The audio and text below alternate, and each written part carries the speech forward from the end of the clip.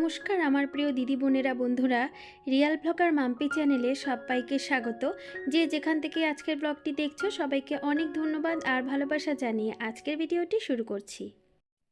সকালবেলা ঘুম থেকে উঠে রাত্রি পর্যন্ত একা হাতে সংসারের সব কাজ করা, তার সাথে সংসার পরিচালনা করা বাইরে থেকে দেখলে যতটা সহজ মনে হয় আসলে কিন্তু এতটা সহজ নয়। যে করে সেই জানে তার উপর দিয়ে ঠিক কতটা পরিশ্রম যায়। আমরা যারা বাড়িতে থাকি বাইরে থেকে অনেকেই মনে হয় বাড়িতে থাকলে কয়েকটা মাত্র কাজ, তারপরে তো নিজের জন্য কতটা সময়, কতটাই না রেস্ট। আসলে কি তাই? আর একটা হেল্পিং হ্যান্ড থাকলে সেই ব্যাপারটা আলাদা, কিন্তু একা হাতে সব কাজ সামলানো সেটা কিন্তু বড্ড চাপের। তো আমি সকালবেলা ঘুম থেকে উঠে ঠিক কীভাবে কাজটা শুরু করি যাতে সারাদিন কাজের মাঝে নিজের জন্য একটু সময় পাই। তাছাড়া আমার ছেলেকেও তো আমাকে একটু দেখতে হয়, তার পড়াশুনো, তাকে সময় দেওয়া, সব কিছু মিলিয়ে তো আমারও কিন্তু পুরো দিনটা যে ঝড়ের বেগে কেটে যায় তার বলতে।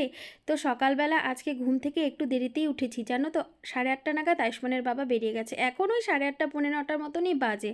ও বেরিয়ে যাওয়ার পরে আমি কাজে হাত দিয়েছি, আর জানতাম বেরোবে, তারপরেও ঘুম থেকে কিছুতেই উঠতে পারছিলাম না।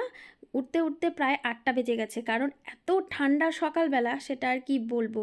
আর ছেলের স্কুল নেই তো ইচ্ছে করেই মনে হয় অলসতাটা ঘিরে ধরেছে।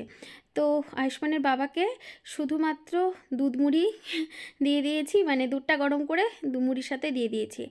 আর ওই ঘরের সামনাটা একটুখানি ঝাড় দিয়ে বাসি কাপড়টা ওই ছেড়ে ওকে আগে খাবারটা দিয়ে দিয়েছিলাম, ও বেরিয়ে গেছে। এখন আমি একে একে ঘরের কাজগুলো করব। তো সবার আগে এই তো ভাবলাম যে ঘরটা পরিষ্কার করে আগে ঝাড় দিয়ে নিই, তার আগে কিন্তু বিছানাটা তুলেছি। তারপরে বিছানাটা তুলে ঘরটা ঝাড় দেব। আর ঘর মোছাটা না আমি কি করি, স্নানের আগে মুছি। স্নানের আগে না মুছলে তাহলে ভালো লাগে, পরে স্নানটা করে নিলাম, গরম লেগে যায় তো। আর কি হয়, ঘর মোছার পরে অন্যান্য কাজগুলো কেন যেন করতে ইচ্ছে করে না, মনে হয় যে সোজা স্নানে চলে যাই। তো এখানে দেখো ঘরটরগুলো খুব ভালো করে ঝেড়ে নেব, তারপরে একে একে সকালের কাজকর্ম কিন্তু আমার চলতেই থাকবে। আর আমি সবসময় চেষ্টা করি স্টেপ বাই স্টেপ কাজগুলোকে করার, বা সকালের দিকটাতে যেন একদম বসে না থাকি। হয় না 5 মিনিট 10 মিনিট বসে সময় নষ্ট করা মানে আমার ওদিকে অনেক বেলা গড়িয়ে যাবে। যার জন্য সকালবেলা এই ভুলটা আমি কখনোও করি না, বা ওই রান্নার আগে পর্যন্ত যে সময়টা থাকে সেই সময়টা সব সময় পুরো কাজগুলো শেষ করে নেওয়ার চেষ্টা করি। হয় না কারোর সাথে একটু গল্প করা বা ফোনে কথা বলতে বলতে হয়তো সময়টা নষ্ট করে দিলাম, সেটা করি না, সেটা পরের দিকে করি। আর হয়তো আমি ফোনে কথা বলছি কারণ বাড়ি থেকে অনেক সময় মা ফোন করে বা যেই ফোন করুক না কেন, আমি যেটা করি হয়তো আমার একদিকে কথা চলছে অন্যদিকে কাজ চলছে। তো এইভাবে এখন না একটা হ্যাবিট হয়ে গেছে কাজ করতে করতে। আসলে ওই মাথার মধ্যে যখন চাপ থাকবে দেখবে সব কিছু অভ্যেস হয়ে যাবে। সব কিছু আসলে চাপের ব্যাপার। আর যখন একজন হেল্প করার থাকে না তখন মনে হয় যে থাক আরেকজন করে নেবে, কিন্তু যখন কেউ না থাকে তখন মনে হয় না, সময়ের অনেক মূল্য আছে। আর আমি যেই ভুলটা গত রাতে করেছি সেটা হলো বাসনগুলো মেজে ঘুমাইনি জানো। আর রান্নাঘরে বাসনটা ওইভাবে সিঙ্কের মধ্যে রেখে দিয়েছিলাম, শুধুমাত্র ওই ওভেনটা মুছে রান্নাঘরের যেই কাউন্টার টপ ওগুলো সব মুছেছিলাম, কিন্তু বাসনটা মাজিনি। কারণ রাত্রেবেলার দিকে আমার ভীষণ ঠান্ডা লাগছিল, জলটা না বরফের মতো ঠান্ডা হয়ে থাকে, হাত দিতেই পারি না। যার জন্য ভাবলাম সকাল সকাল মেজে নেব। তো এই তো সকালবেলা যখন মাজতে এসেছি আরেকটা চাপের ব্যাপার, কারণ ওই সকালবেলা রাতের বাসি এঁটো থাল না আমার একদম ইচ্ছে করে না মাজতে, একটু যেন কেমন হয়ে থাকে না। তো যার জন্য তো কি করব, যেহেতু রাত্রেবেলা কাজটা করিনি, ওই সকালে চাপটা বেশি পড়ে গেছে। তো এখন এই যে বাসনগুলো যে ছিল সিঙ্ক ভর্তি সেগুলো মেজে নিচ্ছি, তার সাথে সিঙ্কটাও মেজে নেব। আর এদিকে কিন্তু রান্নাঘরটা খুব ভালো করে আগে পরিষ্কার করে নিয়েছি, কাউন্টার টপ, তারপরে বাদবাকি যেই বাসন কয়েকটা আবার সন্ধ্যের দিকে গত রাতে মেজে রেখেছিলাম সেগুলো আবার জায়গা মতো গুছিয়ে নিলাম। মোট কথা সকালবেলা টিফিন বানানোর আগে বা ওই রান্না করার আগে বাসি রান্নাঘরটা খুব ভালো করে পরিষ্কার করে নিয়েই কিন্তু রান্নাবান্না করতে ঢুকি। আর সকালে ঘুম থেকে উঠে আমার তো বাসি জামা কাপড় আগে ছাড়তে হয়, তার সাথে ওই বাসি ঘরটা ঝাড় দিতে হয়, তারপরে কিন্তু কাজে হাত দিই। তো প্রত্যেক দিন মোটামুটি মর্নিং রুটিনটা আমার এইরকমই চলে ঠিকই, কিন্তু ছেলে যখন স্কুলে যায় তখন আবার চাপটা বেশি হয়ে যায়, কারণ ও স্কুলে গেলে আমার সকালে ঘুম থেকে উঠে এই কাজগুলো তো থাকেই, তার সাথে থাকে টিফিন বানানো, তারপর ব্যাগ প্যাক করা, সমস্ত কিছু করে ওকে স্কুলে পাঠানো। আর সবসময় চেষ্টা করি বাসনগুলো রাত্রের দিকে মেজে রাখার, মাঝে মাঝে একটু ছাড়া পড়ে যায়, যতই হোক মানুষ তো, তাই না? একার ওপর মাঝে মাঝে এতটা চাপ পড়ে যায় না, চাপটা আর নিতে পারি না। তো এখানে দেখো কিচেনটা খুব ভালো করে ক্লিন করে নিলাম। এখন ছেলের জন্য টিফিনটা বানিয়ে নেব। আর আয়ুষ্মানকে আসলে সকালবেলা এত তাড়াতাড়ি তুলতে ইচ্ছে করে না।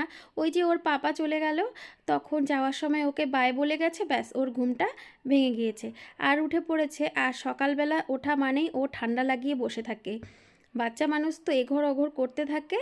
তো এখানে আগে ওকে টিফিনটা একটু বানিয়ে দেব, তারপরে রান্নাবান্নাগুলো করব, স্নান করব, মানে অনেক কাজ। তো আজকে ভেবেছি যে আগে পুজোটা সেরে নেব, তারপরেই রান্নাবান্না চলবে। তো এখানে দেখো আয়ুষ্মানকে টিফিন বানিয়ে দিচ্ছি, একদম ওর পছন্দের টিফিন। কারণ এমন কিছু বানিয়ে দিলে ও আর টিফিনটা নষ্ট করে না।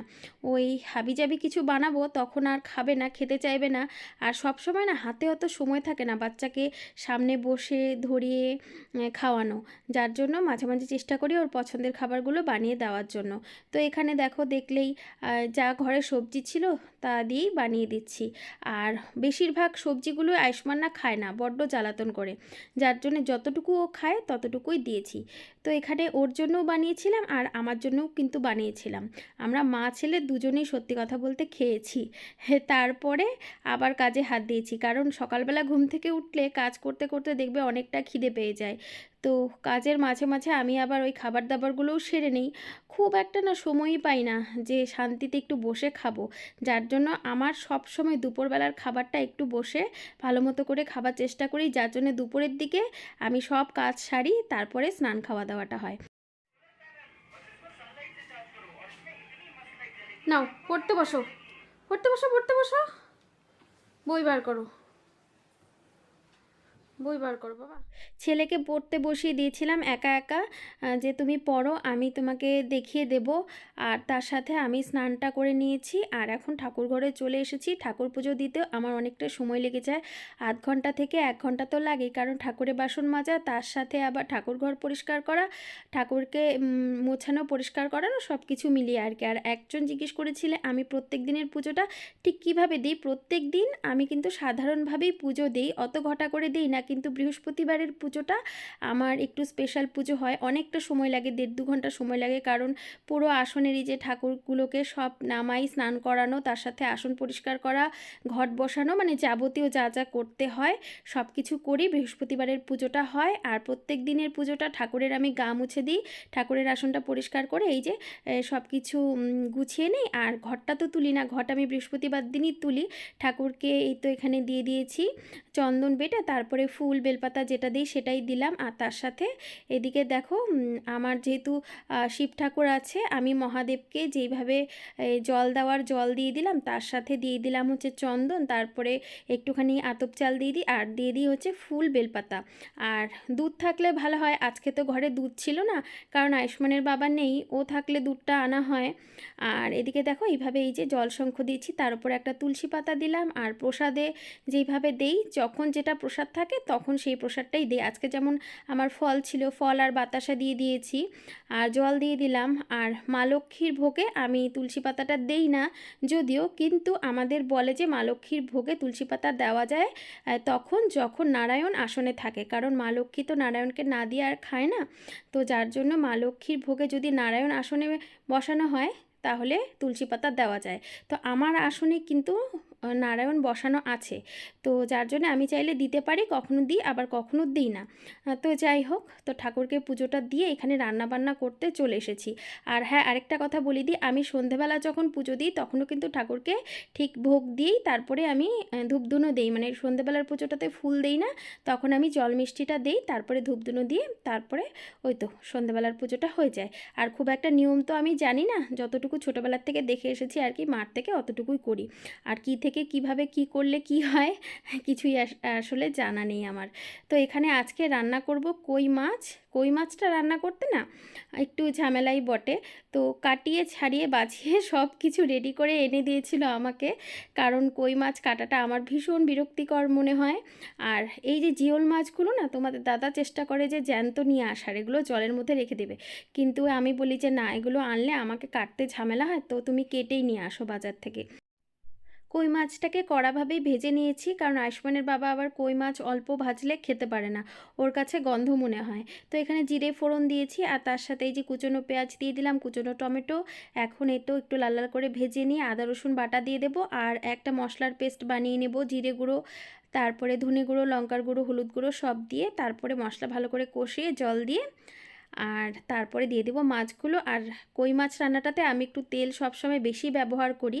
এটা তেল কই হবে, কিন্তু তেল কইয়ে সচরাচর রসুনটা অনেকে দেয় না, কিন্তু আমি দিই। ওই রসুনটা দিলে বেশ ফ্লেভারটা আমার ভালো লাগে।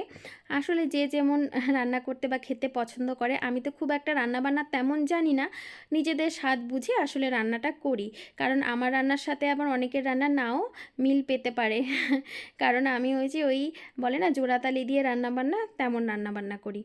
তো যাই হোক, এখানে রান্নাটা চলছে আর এখন কিন্তু প্রায় বেলা ওই 1টা মতো বাজে। দেখো কখন কাজ শুরু করেছি, তারপরেও 1টা বেজে গেছে। আর এখন শীতকাল, তো দিনটা মনে হচ্ছে দৌড়ে পালিয়ে যাচ্ছে। তো রান্নাবান্না করে খাওয়া দাওয়া শেষ করতে করতে 2টো 2:30টা আমার বেশিরভাগ দিনই বেজে যায়, বা কখনো কখনো 3টেও বেজে যায়। একা হাতে কাজ করা তো অতটা সময়ের মানে ঠিক ঠিকানা থাকে না। তো এখানে দেখো মশলাটা ভালো করে কষিয়ে নিয়ে দিয়ে দিলাম জল। ঝোলটা ফুটে উঠলে তারপরে মাছগুলো দিয়ে দেব।